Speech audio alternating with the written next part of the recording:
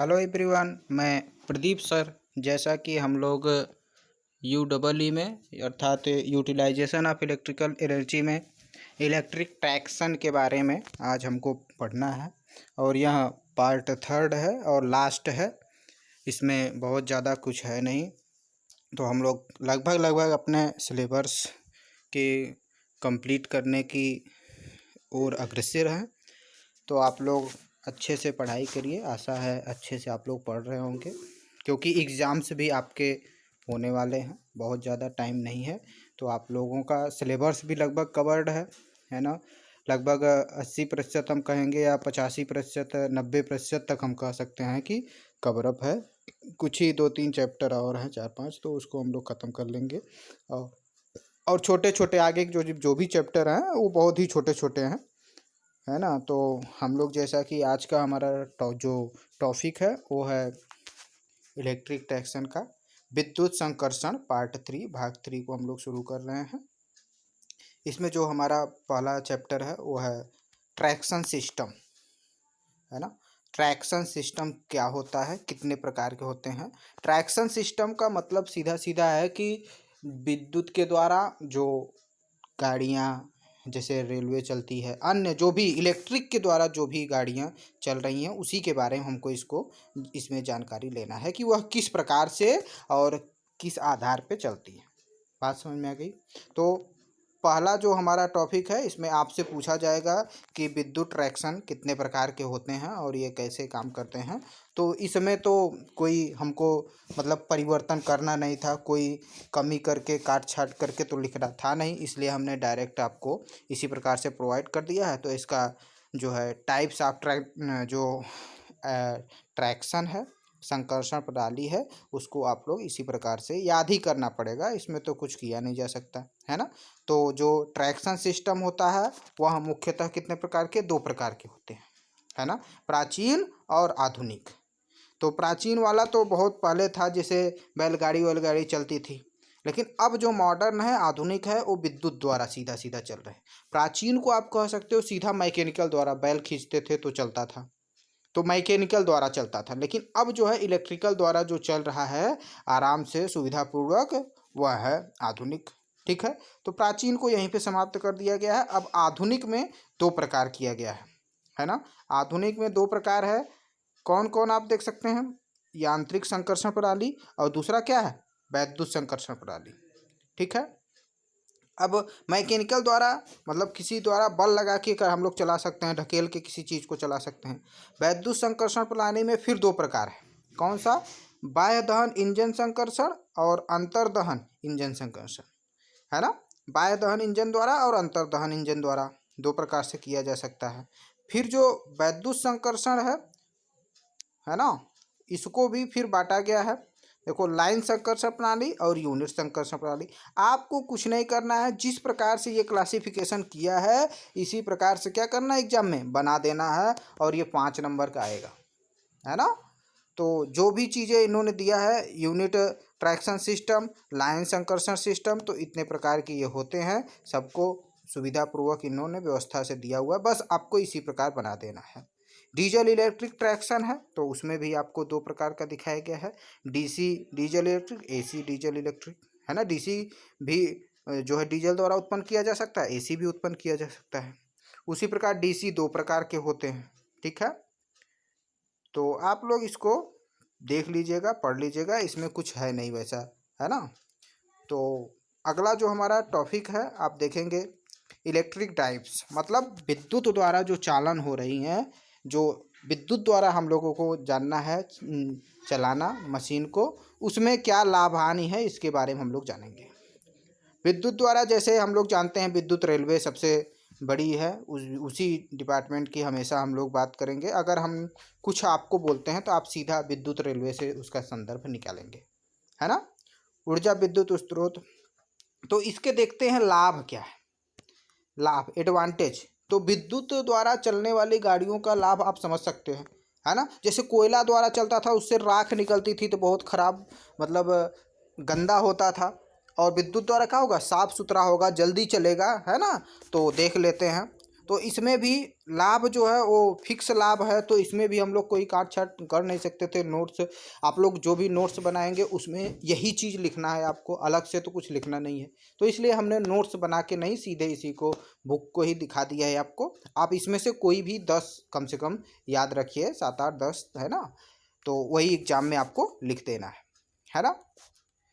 तो देखिए जो है यह एक शांत एवं साफ सुथरा चालन है, तो आप समझ ही सकते हो है ना। बहुत ज़्यादा हल्ला इससे नहीं होता और साफ सुथरा भी होता है, किसी प्रकार का राख वाख नहीं निकलता। दूसरा है इसमें ठोस कोयला तथा ये सब नहीं प्रयोग होता है ना, तो क्या होगा, आराम होगा और प्रदूषण नहीं होगा। तीसरा, भूमिगत या ट्यूब रेलवे के लिए यह एक आदर्श डीजल आइडियल सिस्टम है ना। जैसे ट्यूब रेलवे आदि जो पहले थे उसके लिए आइडियल है, आदर्श है, आराम से चलता है, किसी प्रकार का गंदा वंदा नहीं होता है ना। और तीसरा है भूमिगत या हो गया तीसरा। चौथा है इसमें कोयला तथा पानी को संग्रह करने की समस्या नहीं होती है ना। कोयला होता था, क्या करते थे हम लोग, ढेर सारा पहले संग्रह करते थे, फिर उसके द्वारा यूज करके चलाते थे। और इसमें अधिक सहायक उपकरणों की आवश्यकता भी नहीं होती है ना। इनकी कार्यशालाओं का साइज अपेक्षाकृत छोटा होता है, बहुत बड़ा आपको साइज की आवश्यकता नहीं होती, छोटे से ही साइज में आप लोग इसको चला सकते हैं है ना। प्रकाश तथा पंखे अतिरिक्त विद्युत ऊर्जा द्वारा, इसके जनरेटर द्वारा आप आराम से चला सकते हैं है ना। आपको अलग से जनरेटर की आवश्यकता या व्यवस्था करने की ज़रूरत नहीं पड़ेगी है ना। और क्या होता है, इसका जो स्टार्टिंग टार्क होता है वह भी बहुत अधिक होता है ना। और इनका जो गति नियंत्रण होता है, स्पीड कंट्रोलिंग, ब्रेकिंग जो सिस्टम होता है वो बहुत ही आराम से हो जाता है, जल्दी हो जाता है ना। यह भार में अपेक्षाकृत हल्के तथा आकार में छोटे होते हैं, है कि नहीं। इनकी मरम्मत तथा अनुरक्षण कीमत भी क्या लगता है, कम लगता है। तो ये चीज़ें आप लोग पढ़ लीजिए, कम से कम इसमें से 10 याद रखिए और आप उसको लिख लीजिएगा। अब बात करते हैं, मान लीजिए कमियां इसकी क्या क्या है। हर चीज़ के दो पहलू होते हैं, लाभ होगा तो हानि भी होगा है ना। हानि हो रहा है तो कुछ लाभ भी पॉइंट होंगे। हर किसी मनुष्य में कुछ खराबी तो कुछ अच्छाई होती है कि नहीं होती, उसी प्रकार मशीन में भी होती है। तो कमियां क्या हैं, पहला देख लेते हैं। इनकी प्रारंभिक कीमत अत्यधिक होती है। इनको पहले ही विद्युत द्वारा जो चालित मशीनें होते हैं, इनको पहले ही जब ऑपरेट करना चाहेंगे या फिर इसको पहले ही जब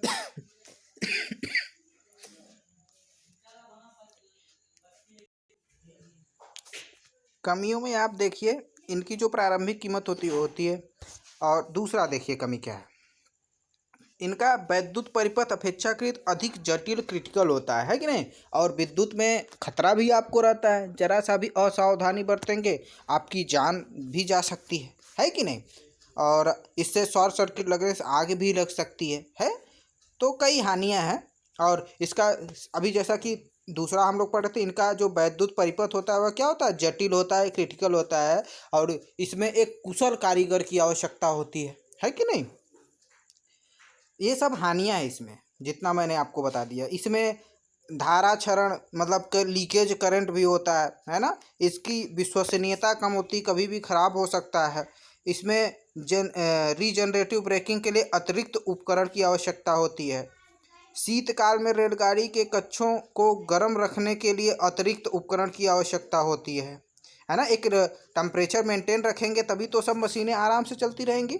विद्युत संकर्षण की प्रत्यावर्ती धारा विद्युत वितरण प्रणाली के पास से गुजरने वाली सुदूर संचरण लाइनों में बाधा पड़ने की समस्या रहती है ना। अगर विद्युत सप्लाई एक जगह से दूसरे जगह ले जा रहे हैं तो बीच में यदि कोई चीज़ आती है तो उसमें क्या होगी, बाधा उत्पन्न होगी, या फिर हम लोग जानते हैं इंटरफेरेंस की क्रिया होती है। मतलब जो विद्युत सप्लाई होती है यहाँ दूसरे सप्लाई के आवृत्ति से, जैसे रेडियो तरंगें आ रही हैं, उनमें क्या करता है, विकृति उत्पन्न कर देता है ना। ये हानि है। विद्युत रेलवे इंजनों का विद्युतीकरण वाले पथों पर ही चलाना पड़ता है ना। अगला, विद्युत संकर्षण प्रणाली का प्रयोग विद्युत रहित ग्रामीण क्षेत्रों में आरंभ से तथा जिन देशों में विद्युत ऊर्जा को कमी है उन देशों में नहीं यूज कर सकते हैं ना। सबके यहाँ तो उपलब्ध। ये इनकी सब हानियाँ हैं, है कि नहीं। तो आप लाभ हानि बता देना और इसका क्लासिफिकेशन कर देना। और इसी में जो हमारा अगला टॉपिक है, यह भी आपसे 5 नंबर का पूछा जाता है। प्रत्यक्ष अंतर्दहन इंजन चालन, मतलब डायरेक्ट इंटरनल कॉम्बस्शन सिस्टम, है ना। तो इसमें क्या होता है, अंतर्दहन इंजनों का प्रयोग सड़क यातायात साधनों जैसे ट्रक, ट्रैक्टर, ट्रॉली, टैक्सी, ये जो है जो भी इसमें इंजन लगे होते हैं, है ना, उसमें क्या होता है, अंतर्दहन होता है। इसके अंदर ही अंदर क्रिया होती है और जिसके कारण क्या होता है, इंजन चलता है, मैकेनिकल एनर्जी हमको प्राप्त होता है, जिसके कारण ये चलते हैं।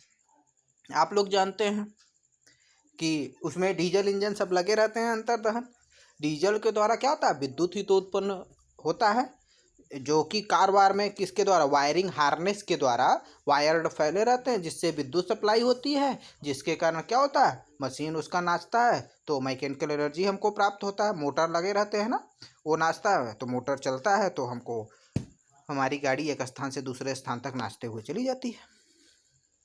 तो ठीक है, प्रत्यक्ष अंतर्दहन इंजन चालन के लाभ हानि क्या है ये हमको जानना है।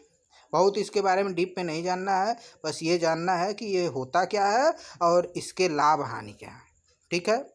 तो लाभ में आइए देखते हैं। प्रत्यक्ष अंतर्दहन इंजन चालन के मुख्य लाभ निम्नलिखित हैं। इनका जो आरंभिक काल, स्टार्टिंग पीरियड कम होता है, ठीक है, अर्थात ये शीघ्र ही आरंभ हो जाते हैं। कोई चीज़ जल्दी से आरंभ हो रहा है, जल्दी से स्टार्ट, जल्दी से बंद हो रहा है तो अच्छी बात है ना। इनकी गति नियंत्रण, स्पीड कंट्रोल अपेक्षाकृत क्या होगा, सरल होगा, तुरंत हो जाएगा। ब्रेकिंग भी क्या होगा, अच्छा होगा। जो आप विद्युत में फ़ायदा देखें वही चीज़ इसमें भी होगा, बस इसमें विद्युत किसके द्वारा, डीजल द्वारा या पेट्रोल द्वारा उत्पन्न किया जाता है ना। तो लगभग लगभग सब वही होगा, समझ रहे हैं आप। इसकी ब्रेकिंग अच्छा होता है। वहाँ पे इंजनों की अपेक्षा इनमें कम मात्रा में पानी की आवश्यकता होती है। इनमें शक्ति भार अनुपात, पावर वेट रेशियो अपेक्षाकृत कम होता है। इसकी इफ़िशियंसी क्या होती है, अच्छी होती है। और इसका प्रारंभिक कीमत क्या होता है, कम होता है। ये सब इसमें फ़ायदे हैं, है ना। तो इनमें से भी आप कम से कम 6-7 याद रखिए लाभ, इसको भी लिखना पड़ेगा आपको, है ना। आप इसमें तो कोई चीज़ ऐसा नहीं है जो आपको ना समझ में आए, आप इसको पढ़ लेंगे आपको ही बिल्कुल समझ में आ जाएगा, है ना। जैसे इनमें पथ की स्वतंत्रता होती है, अर्थात इन्हें किसी भी पथ पर लाया या ले जाया जा सकता है ना। ये नहीं कि बहुत बड़ा इंजन है कहीं नहीं जाएगा, है ना। तो इसको आसानी से एक स्थान से दूसरे स्थान तक चलाते हुए ले जाया भी जा सकता है, तो अच्छी बात है ना। इसमें धुआं वगैरह बहुत कम निकलती है ना, चिंगारी उंगारी नहीं फैलेगी। इसमें प्रयोग देश से उच्च स्तर के कोयले की बचत होगी। विद्युत द्वारा जब चलाएंगे तो क्या होगी, कोयले आदि की क्या होगी, बचत होगी, तो अच्छी बात है ना। तो इसमें बहुत ज़्यादा कोई समझाने वाली बात नहीं है, आप आराम से थ्योरेटिकल सब्जेक्ट है, थ्योरी है इसमें पूरा, बस आप ध्यानपूर्वक अगर पढ़ लेंगे तो आपको अच्छे से समझ में आ जाएगा। कोई न्यूमेरिकल नहीं है, बहुत बड़ा हार्ड है तो आप आराम से समझ सकते हैं, है ना। जैसे इसकी हानि देख लेते हैं। हर एक चीज़ के दो पहलू होंगे, या एक लाभ होगा तो हानि कुछ ना कुछ होंगे ही होंगे। तो हानि में जैसे देख लेते हैं, इसकी जो ओवरलोड कैपेसिटी होती है कम होती है। जैसे बाइक वाइक है, बहुत ज़्यादा ओवरलोड करके आप नहीं चला सकते, है ना। कोई भी चीज़ है, इनकी ओवरलोड कैपेसिटी क्या होगी, कम होगी। इनका स्टार्टिंग टार्क है ना, क्लचरिंग प्रणाली पर निर्भर करता है। तो एक अतिरिक्त प्रक्रिया उसमें लगाना पड़ता है, तो ये क्या है, हानि है। क्लच लेके ही स्टार्ट करना पड़ता है कि नहीं, ये सब चीज़ें। अन्यथा इसमें स्थिति लोड कंडीशन में चालू नहीं हो सकता, है ना। और बलागुड़ परिवर्तन के लिए गियर बॉक्स आदि की आवश्यकता होती है ना, बॉक्स बना रहता है ना सब। गति नियंत्रण हित यंत्रावली गियर बॉक्स का प्रयोग करना पड़ता है। ये भारी रेलवे कार्यों के लिए उपयुक्त सिद्ध नहीं होते हैं, है ना। अंतर्दहन जो इंजन है ना, हम लोग जो पढ़ रहे हैं इसमें प्रत्यक्ष अंतर्दहन इंजन, ये रेलवे के लिए उपयोगी नहीं होती हैं, है ना। इनका जो स्टार्टिंग टार्क होता है वो क्लच पे निर्भर करता है अंतर्दहन में, ठीक है। गति नियंत्रण हेतु इसमें भी यंत्रावली बॉक्स का यूज करना पड़ेगा आपको। ये भारी रेलवे कार्यों के लिए, बहुत बड़ा रेलवे कार्यों के लिए उपयुक्त नहीं होते हैं। इनका जो जीवन काल होता है अपेक्षाकृत क्या होता है, कम होता है अंतर्दहन का। ठीक है, तो ये चीज़ें हैं इसकी। जितना हम लोग आज पढ़े हैं सब थ्योरी है, इसमें बहुत ज़्यादा कुछ करने की ज़रूरत नहीं है। और इसका शॉर्ट नोट भी हाथ से नहीं बन सकता, इसलिए हमने आपको ये सारी चीज़ें इसी प्रकार लेकर समझा दिया है किताबों में से। तो इसको आप ध्यानपूर्वक पढ़ लीजिएगा, आपको आराम से समझ में आ जाएगा, बहुत कोई हार्ड चीज़ इसमें नहीं है। तो आगे हम लोग इसको ऑन करेंगे और इसमें जो और इस चैप्टर में 2-3 टॉपिक है उसको हम लोग कंप्लीट करेंगे और आगे बढ़ेंगे। बहुत बहुत धन्यवाद।